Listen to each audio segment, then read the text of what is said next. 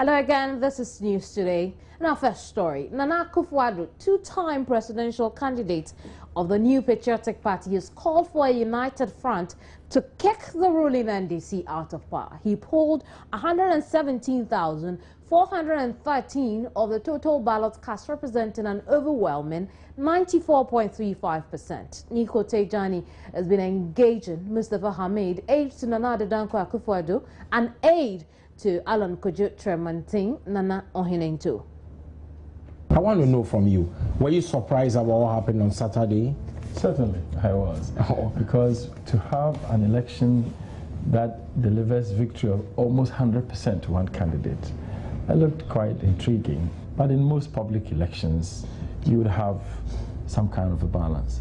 But I think the important thing is that for the New Patriotic Party, we have successfully elected a candidate to lead the party for 2016, which is the most important thing, because I've always said during the campaign that all of these is only a means to an end. So having crossed October 18, I think the key thing now is that NPP has a candidate, and also to congratulate the leadership of the party for managing a process that has been quite unwieldy. I mean, if you're running a primary with over 140,000 delegates, that is a huge thing. It is totally unprecedented in our history as a country for a political party to be able to manage that kind of process. Mustafa, so I think that is the most important thing now. Right. We got a candidate and we have done this election quite successfully.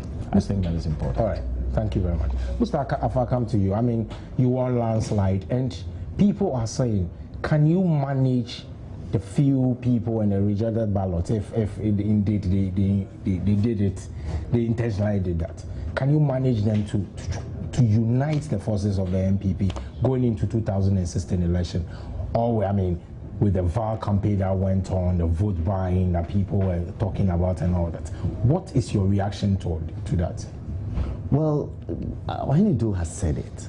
You see, this is the nature of our party. It's always been a party. Indeed, the competition is one of the cardinal values and principles of a liberal party anywhere in the world, that there must be competition, not just in running political affairs, but even in the economy, that you believe in a liberalized free market economy where people are free to compete, you know, for goods and services and so on. So competition is a part of our values. And so it's okay that we competed. But frankly, 94%, I didn't expect that. I'm not sure Nana Addo expected 94%. We did 80% in 2010, so we're expecting that we will go to 85. That was our projection, that let's improve 80. Then it took us to 94. That's huge. Now that puts a huge responsibility on the shoulders of Akufo-Addo. You know, that 94%, and as Ohinentu said, nearly 100% of the party says that we have our trust in you. You dare not betray that trust. You dare not. And you cannot fail, because that's a huge, enormous responsibility.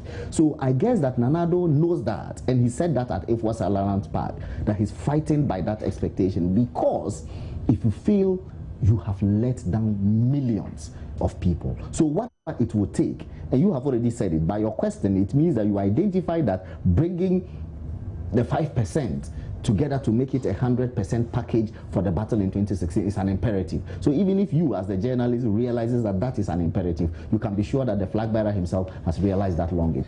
What is going to change? This is a candidate that won election in barely 3 months, that people, I mean, went to courts. The gap between Nana Addo and the president was so close. What are you going to do differently to attract the floating voters, the people who are so discontent with Nana Addo? What has changed about him going into 2016? Well, I am not sure. I mean, we went on a banter some time ago about this floating voter phenomenon. I mean, he's the general secretary of our party. He knows that the core people who are NPP people in this country, are no more than 3 million people maximum, those who are die-in-the-wool NPP people. So for a candidate who has gone to elections twice and clocked over 5 million votes, there is no way to suggest to me that not a single floating voter, independent voter ever voted for Nana Addo, and that Nana Addo has to win floating voters too. I think that is a myth that we trumpet. In 28, there was a dead heat It was a dead heat between him and Mills. In the end, 23,000 or so odd votes separated them. You think that only MPP people constituted that number? And that only MPP people constitute 47 and over percent of the population in Ghana? I don't think so.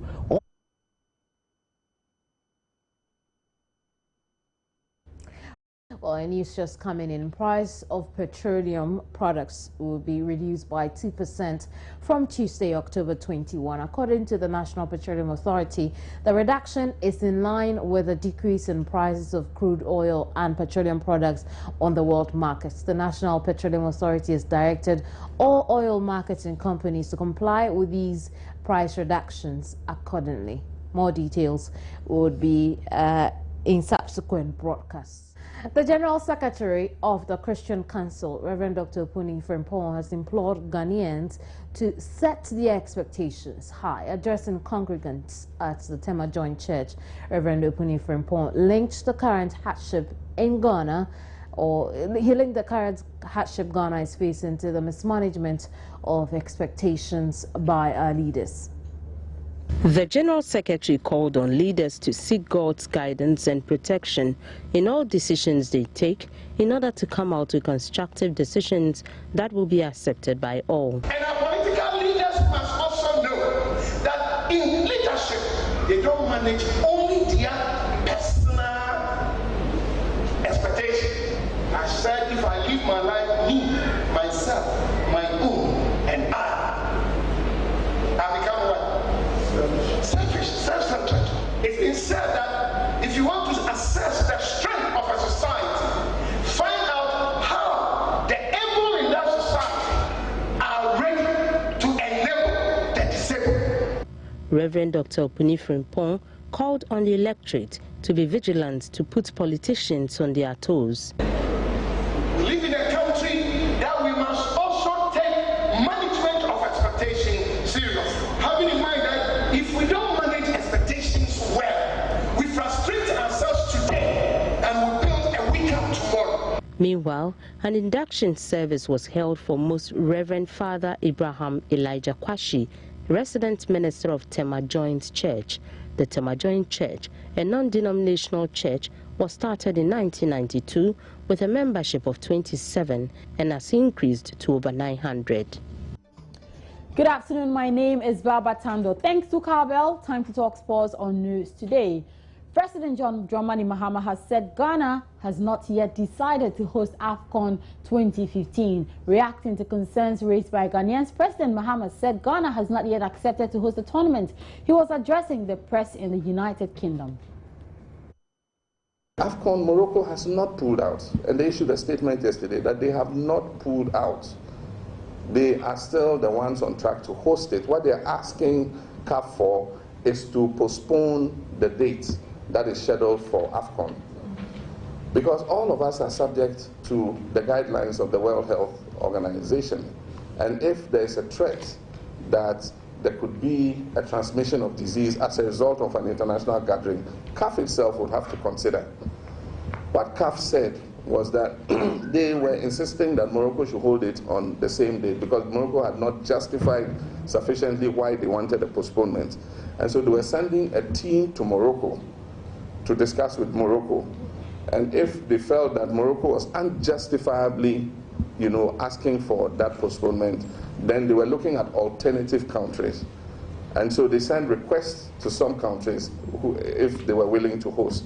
Ghana was one, South Africa was one, I don't know which other countries. And we have not accepted to host. We said we've received a request from CAF to host if Morocco decides to pull out. As I just said, Morocco has not pulled out. And so that is not even an issue. But we also must make an assessment. We are bidding for 2017. And I believe that by 2017 we will be ready in terms of the facilities and all that. The time is short between now and January when the thing should be hosted. And so if we decided to host, we have to look at issues of accommodation for players. There's a lot of work that should be done before that AFCON is hosted. And I believe that we also need to look at the health issues.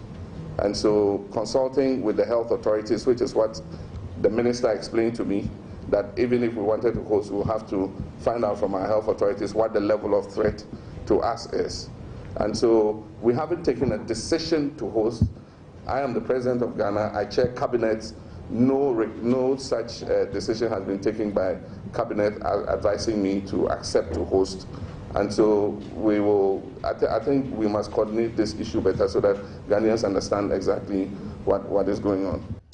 So just before I take leave of you, the 4-member panel tasked with interviewing shortlisted coaches vying for the vacant position of a head coach for the Black Stars will meet the Ghana FA later today to discuss their recommendations to the emergency committee. So we should expect the GFA to name a head coach for the Black Stars in the coming hours. And also, we'll build up to two big events coming up this weekend. Remember that there was a Joy Annual Schools reunion on Saturday, and there's also going to be the La Liga El Clasico between Real Madrid and Barcelona. We'll build up to all of these events in our subsequent bulletins. My name is Baba Tando. Sports is done for now. It was brought to you by the Kanketsi of Cowbell.